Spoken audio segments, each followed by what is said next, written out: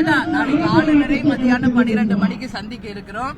இன்றைக்கு 63 உயிர்கள் கள்ளக்குறிச்சியில கள்ளச்சாராயத்துல இறந்திருக்காங்க. 100க்கு அதிகமான பேர் கண் பார்வை இழந்திருக்கிறாங்க. இந்த நியாயத்தை எல்லா டாக்குமெண்ட்ஸோட எவிடன்ஸோட கொண்டு போய் ஆளுநரிடம் முறைப்படி அதை நாங்க சப்மிட் பண்ண இருக்கிறோம். எனவே நிச்சயமாக இந்த போராட்டத்தை இதோடு இல்லாம அடுத்த கட்டத்திற்கு நிச்சயமாக நாங்கள் கொண்டு சட்ட ரீதியான நடவடிக்கை சிபிஐ வழக்காக இதை மாற்ற வேண்டும் என்பதை சட்ட ரீதியாகவும் நம்ம அணுக இருக்கிறோம். அது மட்டும் இல்லாமல் உண்மை என்ன நிலவரம் என்ன என்பது மக்களுக்கு வெட்ட வெளிச்சமாக தெரியணும்.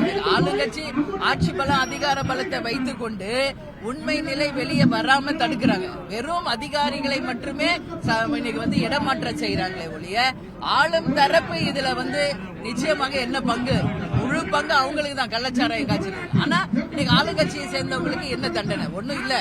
இன்னைக்கு அது வெளியே வரக்கூடாது என்றதுனாலதான் சிபிஐ வழக்கு வேண்டாம் என்று சொல்றாங்க.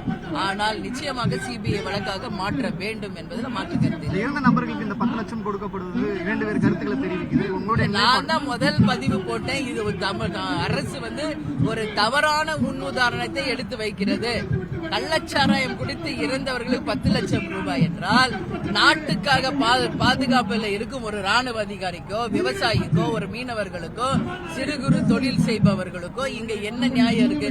இன்னைக்கு அவங்க எல்லாம் உயிரிழந்தா அவங்களுக்கு என்ன இந்த அரசாங்கம் கொடுக்கறாங்க? அப்போ ஃபர்ஸ்ட் ஆஃப் ஆல் கள்ளச்சாராயம் குடிக்கிறதே தப்பு. குடிச்சு இறந்ததுக்கு எதுக்கு கவர்மெண்ட் 10 லட்சம் கொடுக்கும்? அது யாரோட காசு? மக்கள் வரி பணம். எதுக்கு கொடுக்கறீங்க? அப்ப என்ன முன்னுதாரணத்தை இந்த தமிழக அரசு செய்கிறது? இன்னைக்கு நீரிழிவு தினம், உலக நீரிழிவு தினம். அது மட்டும் கிடையாம இன்னைக்கு என்ன தினம்? இன்னைக்கு தமிழ்நாடு முழுக்க இருக்கின்ற அனைவருமே டயபெட்டிக் என்ற ஒரு இதுல மிகப்பெரிய அளவுல பாதிச்சிருக்காங்க. அது முக்கியமான காரணம் மது. அதனால நிச்சயமாக இங்க மது ஒழிப்பு செய்யப்பட வேண்டும் என்பதில் எந்த மாற்று கருத்தும் இல்லை. இதை தேமுதிக வலியுறுத்துகிறது. சட்டசபையில தற்போது இருக்கக்கூடிய ஆளுங்கட்சியுடைய செயல்பாடுகள் பற்றி விமர்சனம் செஞ்சீங்க. ஆனா நமது கேப்டன் விஜயகாந்த் அவர்கள் எதிர்கட்சி தலைவராக இருக்கும்போது இதே அதிமுக அவருக்கு என்ன நடந்ததுன்னு உங்களுக்கு தெரியும்.